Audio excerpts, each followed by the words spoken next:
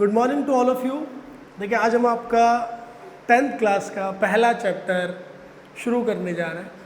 अगर आप 10th class में पहला चैप्टर उठाओगे तो वो है लाइट, रिफ्लेक्शन एंड रिफ्रैक्शन। ठीक, छोटा सा नाम है लेकिन चीज़ें बहुत डिटेल में दे रखी हैं। अगर मैं सिर्फ आपके 10th के बोर्ड की बात करूं तो उसमें इतना नहीं है, लेकिन जो हम पढ़ेंगे, जैसे कि बात आपसे हुई थी साहब कि फाउंडेशन का भी हमें कराना है, तो उसमें इसमें बहुत सारी चीज़ें आपको सीखने को और मिलेंगी। अब परेशान मत होना कि यार हम लोग को तो पहले बोर्ड देना है फिर बाद में कुछ और देखेंगे, पहले बोर्ड तो सिक्योर हो हमारा, उसमें अच्छे मार्क्स आ जाए। दुनिया को दिखाना भी तो है कि हमारे बहुत अच्छे मार्क्स आए, हम पढ़ने में बहुत अच्छे हैं। लेकिन इसमें परेशान होने की ज़रूरत नहीं है। देखो, जो चीज़ें आपके सिलेबस में होंगी वो मैं बता दूंगा कि ये आपके सिलेबस में है। जो चीज़ें आपके सिलेबस में नहीं हैं, जो मैं एक्स्ट्रा बताऊंगा, वो भी मैं आपको बता दूंगा कि ये हम एक्स्ट्रा पढ़ रहे हैं। ठीक है, जाके जब आप तैयारी करो अपने बोर्ड एग्ज़ाम की तो उन चीज़ों को स्किप कर डालो। लेकिन सीखना ज़रूरी है। सीखना क्यों ज़रूरी है ये बात हम कर चुके थे साहब। सीखना इसलिए ज़रूरी बेटा, देखो अब 10th के बाद डायरेक्टली अब जाओगे 11th क्लास में और 11th के बाद जाओगे 12th क्लास में, तो किसी बच्चे को इतना टाइम नहीं मिलता है कि वो 11th में बैठ करके 10th का पढ़ेगा या 9th का पढ़ेगा, या वो इसमें जैसे ही 12th में पहुंचेगा पहले 10th का पढ़ेगा फिर 12th का पढ़ेगा। किसी बच्चे को इतना टाइम नहीं मिलता। 9th खेल खेल में निकल जाता है, 10th बोर्ड की तैयारी में निकल जाता है, वो भी 3 महीना थोड़ा सा। तो बोर्ड से पहले, उससे पहले सब मौज चलती है हमारी, पढ़ाई को कोई सीरियस नहीं लेता है। लेकिन जैसे ही हम बेटा 11th और 12th में पहुँचे, अब पढ़ाई थोड़ी सी चेंज हो जाती है, चीज़ें डिफ़िकल्ट हो जाती हैं। और क्यों डिफ़िकल्ट हो जाती है? वो डिफ़िकल्ट होती नहीं है एक्चुअली, वो डिफ़िकल्ट लगती है। क्यों लगती है? क्योंकि हमारी जो ये चीज़ें हैं, बेस जो है हमारा वो कमज़ोर है, जो इसका फंडामेंटल है वो हमारा क्लियर नहीं है। इसलिए वो चीज़ें हमें जो है क्या लगती हैं, मुश्किल लगती हैं। अब अगर किसी बच्चे ने 10th रेगुलर बहुत ध्यान से पढ़ा है, रटा नहीं है, ध्यान से पढ़ा है, समझ कर पढ़ा है, और जो चीज़ें यहाँ पढ़ाई जा रही है उसको समझ के पढ़ा है, तो इंशाल्लाह फिर उसे 12th क्लास में इतनी दिक्कत नहीं आएगी। बहुत सारे टॉपिक्स ऐसे होंगे जो आप यहाँ से रिलेट कर सकोगे। ठीक है, चलिए तो अब हम अपना पहला चैप्टर स्टार्ट करते हैं साहब, लाइट, रिफ्लेक्शन एंड रिफ्रैक्शन। इसके बाद हमारा चैप्टर आता है दूसरा वाला, human I and colourful world. तो हम इन दोनों चैप्टर को मिला करके बोल देते हैं ऑप्टिक्स। क्या बोल देते हैं हम? ऑप्टिक्स। ऑप्टिक्स का मतलब होता है study of light. Study of light यानी लाइट के जो फिनोमिना है उनको स्टडी करना है हमें। हाँ, वही तो कर रहे हैं। रिफ्लेक्शन हो गया, रिफ्रैक्शन हो गया, आगे हम और चीज़ें पढ़ेंगे, उसमें लेंस के बारे में पढ़ेंगे, वो सारी चीज़ें किस में आ जाएंगी? ऑप्टिक्स में आ जाएंगी। तो हम इन दोनों चैप्टर को मिला के बोल देते हैं कि साहब ये ऑप्टिक्स है पार्ट आपका। तो घबराना मत अगर आपको ऑप्टिक्स कहीं लिखा हुआ मिल जाए, ये आपसे कोई बोल दे तो। पहला चैप्टर लाइट है, तो सबसे पहली चीज़ तो यार ये है कि हमें पता होना चाहिए कि लाइट होता क्या है। लाइट क्या होता है? मैं आपसे अगर ये सवाल करूं कि लाइट क्या है, तो जिन बच्चों ने थोड़ी बहुत अभी एनसीईआरटी उठा के पढ़ी होगी तो वो लोग कहेंगे कि सर लाइट जो होता है, light is a energy which produces sensation of sight. Sensation of sight. Light क्या है? एनर्जी है।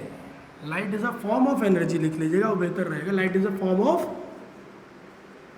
Energy which produces sensation of site. ठीक है साहब, एनर्जी है ना? हाँ, वो एनर्जी जिसकी वजह से हमें दिखाई दे रहा है, या जो वो एनर्जी जो हमें दिखाई देती है, ठीक है, ये वो एनर्जी है जिसकी वजह से हम देख पा रहे हैं। सही है, बात समझ में आती है, बहुत सही। अब ये बताओ कि एनर्जी तो बहुत तरह की होती है ना?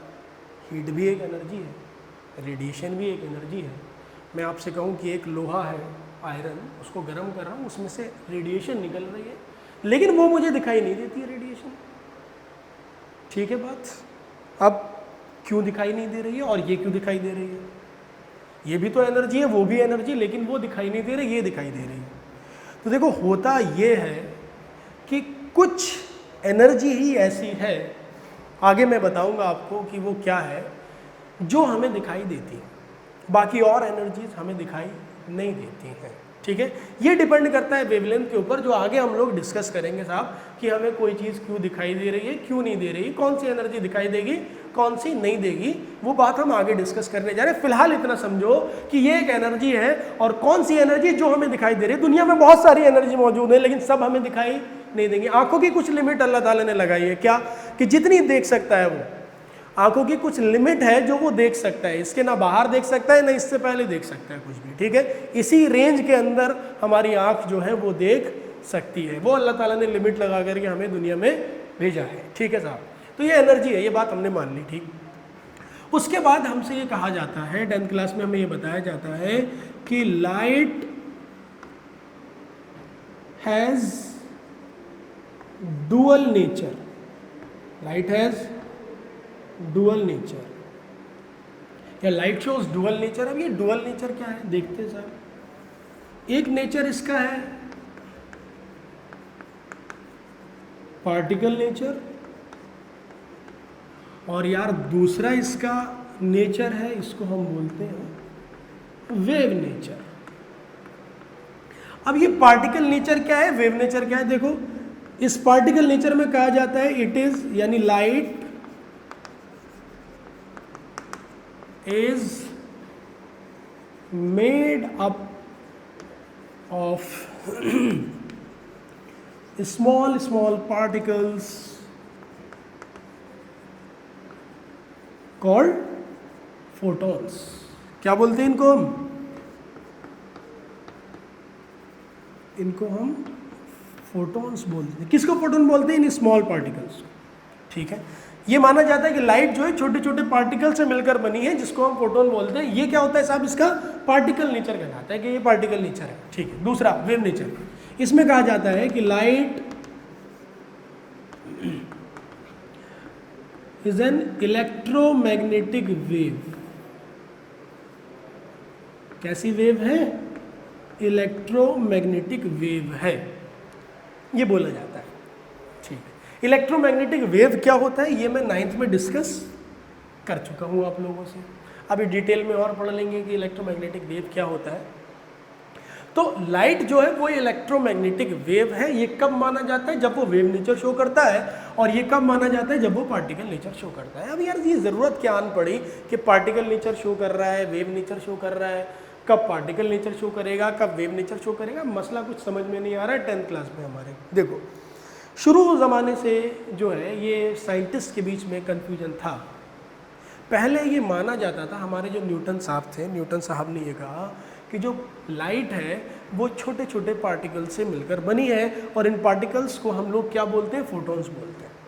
बहुत सारे फिनोमिना इस बात को मान करके प्रूव भी हो रहे थे कि लाइट किससे बनी है, छोटे छोटे पार्टिकल से बनी है।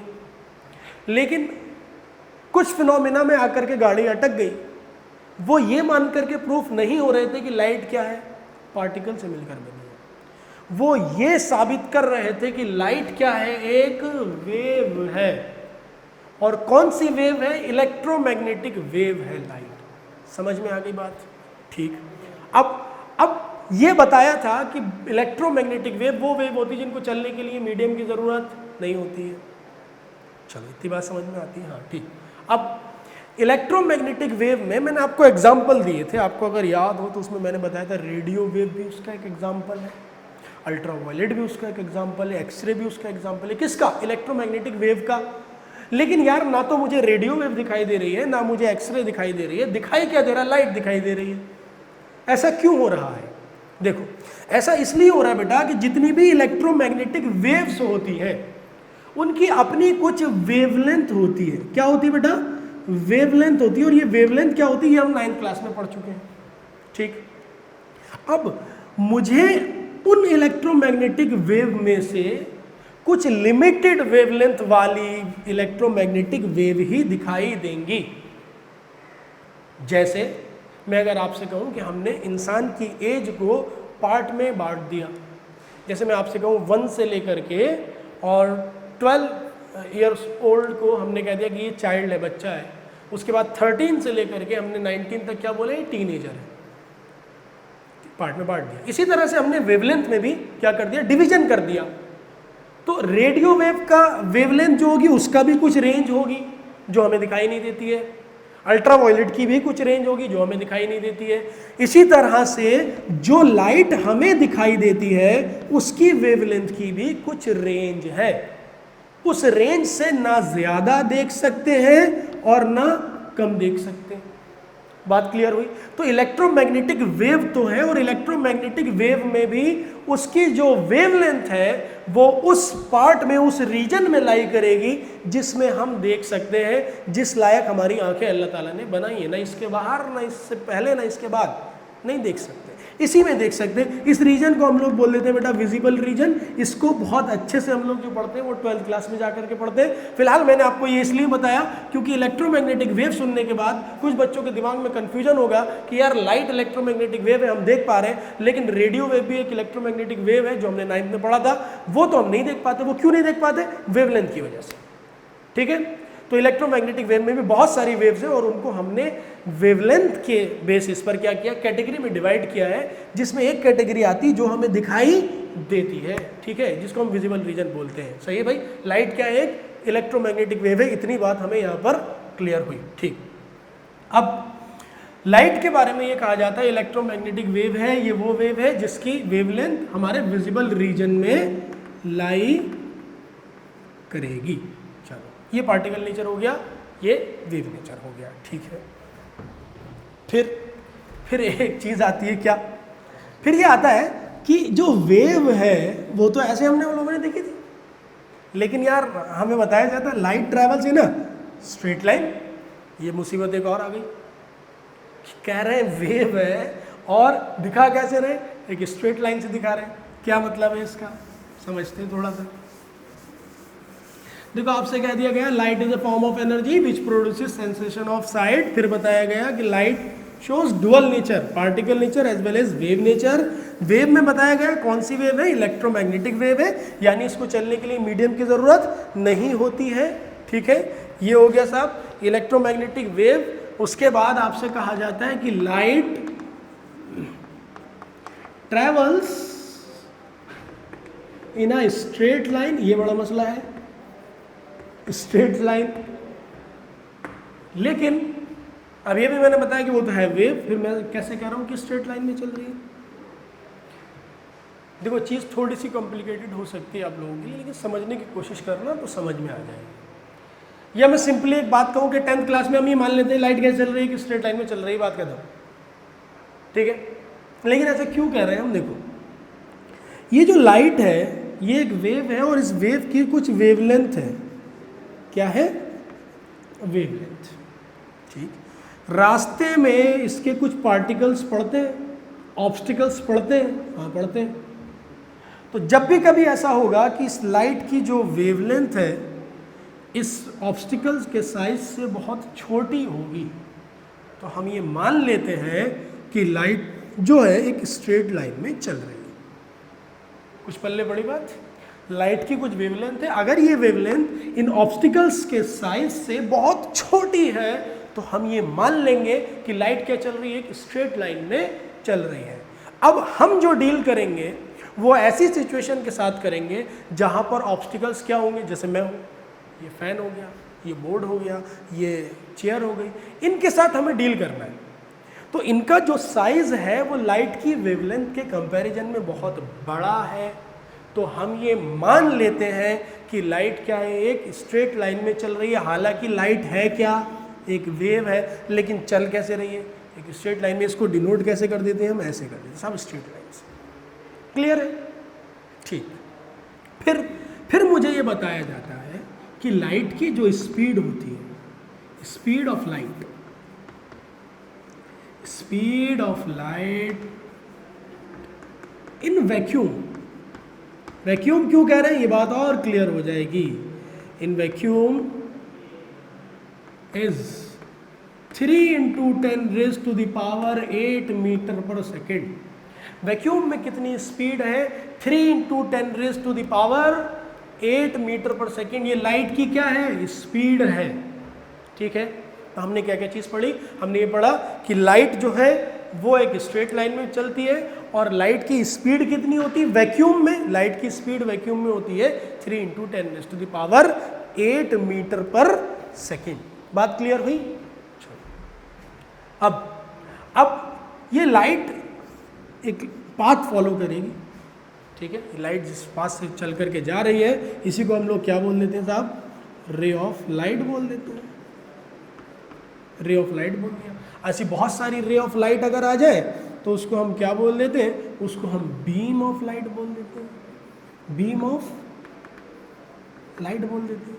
क्लियर है बात? ठीक। उसके बाद कुछ चीज़ें हमसे कही जाती हैं यार, कभी कभी पूछ लेता है आप लोगों से क्या कि ल्यूमिनस बॉडी क्या होती है?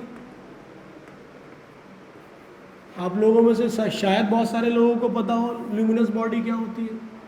ल्यूमिनस बॉडी वो बॉडी होती है विच produces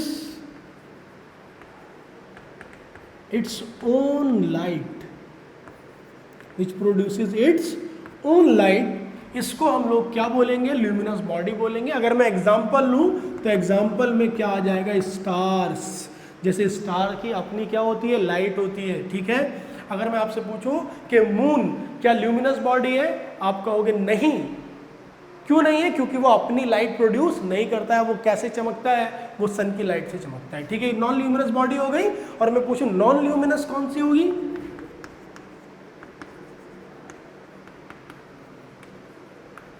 भाई जो जिसके पास अपनी लाइट ना हो, which does not produce its own light. बात पल्ले पड़ी? ठीक है भाई। जैसे एग्जाम्पल ले लो मून। मैं अपनी बात करूं, मैं कौन सी बॉडी हूं? ल्यूमिनस की नॉन ल्यूमिनस? मैं कोई लाइट थोड़ी रेडिएट कर रहा हूं। मैं कौन सी बॉडी हूं? मैं नॉन ल्यूमिनस बॉडी। आप कौन सी बॉडी हो? आप नॉन ल्यूमिनस बॉडी हो। भले आपके चेहरे पे कितना भी ग्लो हो, लेकिन कौन सी बॉडी हो आप नॉन ल्यूमिनस बॉडी हो, ठीक है? कभी क्रीम लगा के समझ लो कि हम ल्यूमिनस बॉडी हो गए। चमक रहे हैं, कहते थे ना चमक रहा है मेरा बेटा आज, तो वो चमकने का मतलब वो नहीं होता कि ल्यूमिनस आप हो गए, आप नॉन ल्यूमिनस ही हो, ठीक है? उसके बाद आपसे पूछ सकता है, कभी कभी कह देता है कि यार ट्रांसपेरेंट बॉडी क्या होती है? मेरे को बेसिक बात चल रही है। ट्रांसपेरेंट सब लोग जानते हैं क्या होता है, लेकिन हम कैसे लिखेंगे फिजिक्स के टर्म? देखो, which allow to pass almost all the light through it. यानी वो अपने अंदर पास होने वाली, अपने ऊपर पड़ने वाली ज्यादातर लाइट को क्या कर देता है? पास कर देता है या पास होने देता है। ऐसी लाइट को, ऐसे बॉडी को हम लोग क्या बोलेंगे? ट्रांसपेरेंट। दूसरा आता है साहब ट्रांसल्यूसेंट। ट्रांसल्यूसेंट क्या होता है? Which allow to pass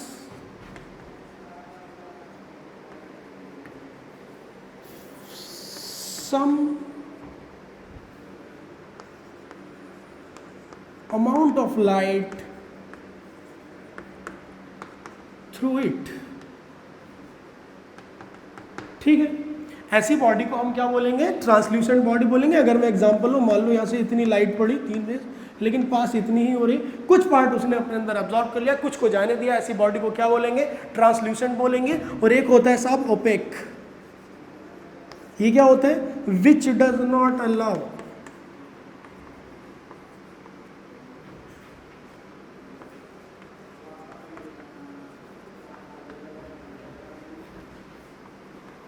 any part of light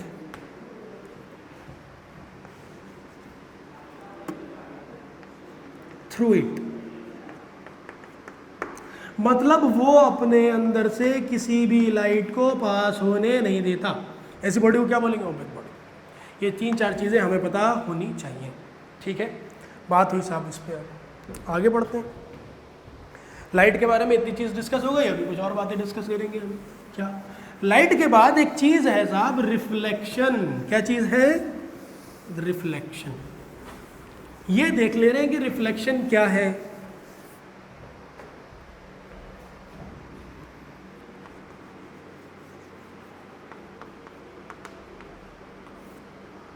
reflection बोलते हैं bouncing back of light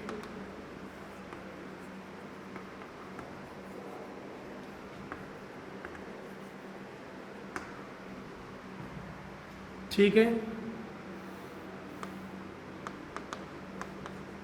in the same medium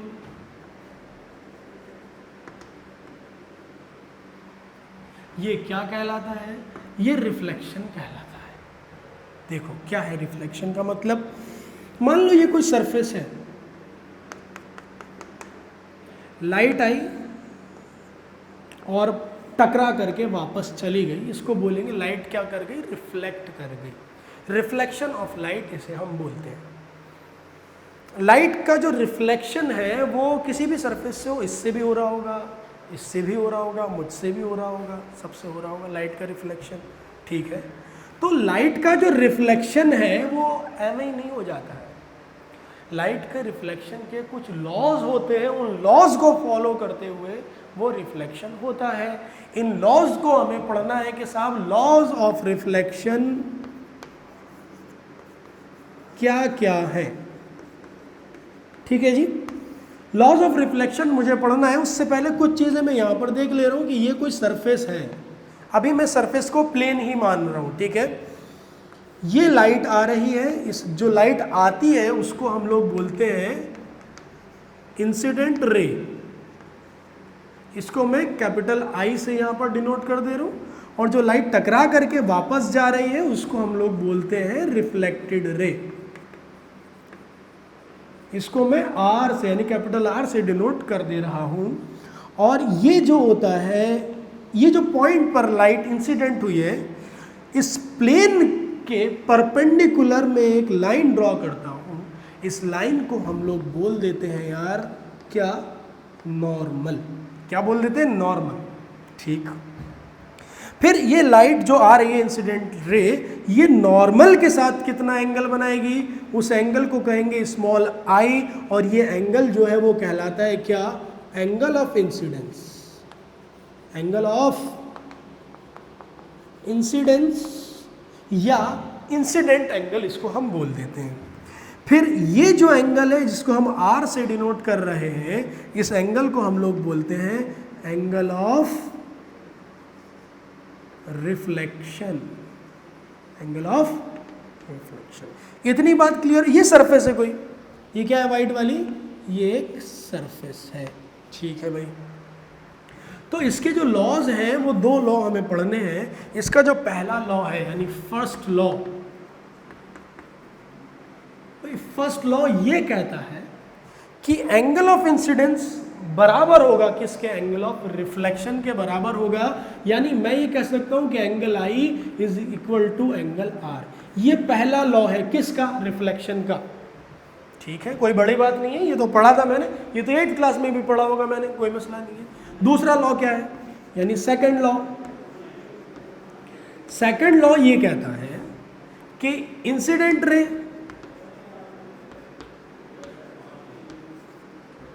reflected ray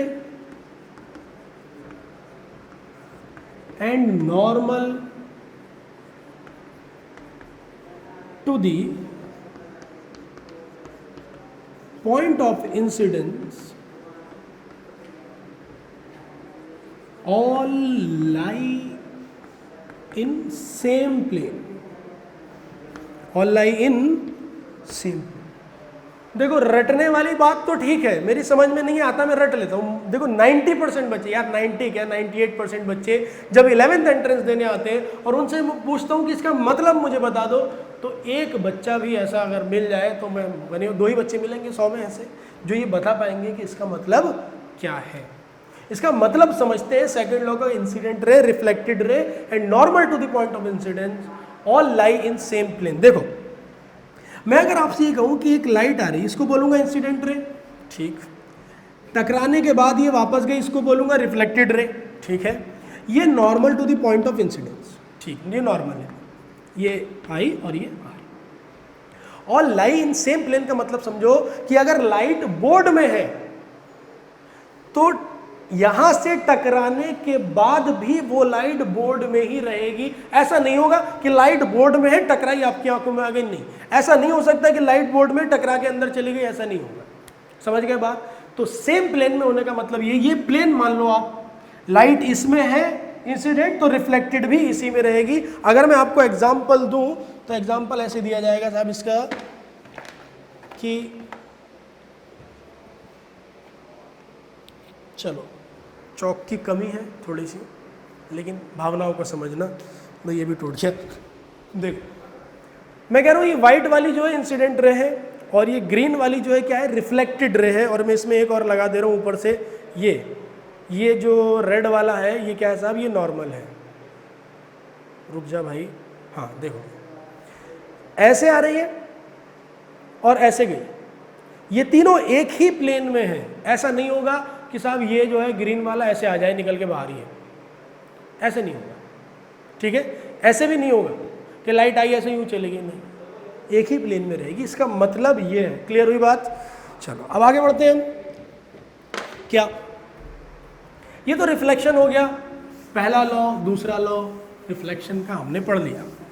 अब हम ये पढ़ेंगे कि रिफ्लेक्शन कितनी तरह के होते हैं, types of reflection. Types of reflection कितनी तरह के होते हैं। देखो रिफ्लेक्शन जो है वो दो तरह के होते हैं। एक रिफ्लेक्शन होता है रेगुलर रिफ्लेक्शन और दूसरा रिफ्लेक्शन होता है इर्रेगुलर, या इसको हम लोग डिफ्यूज्ड रिफ्लेक्शन भी बोल देते हैं, ठीक है।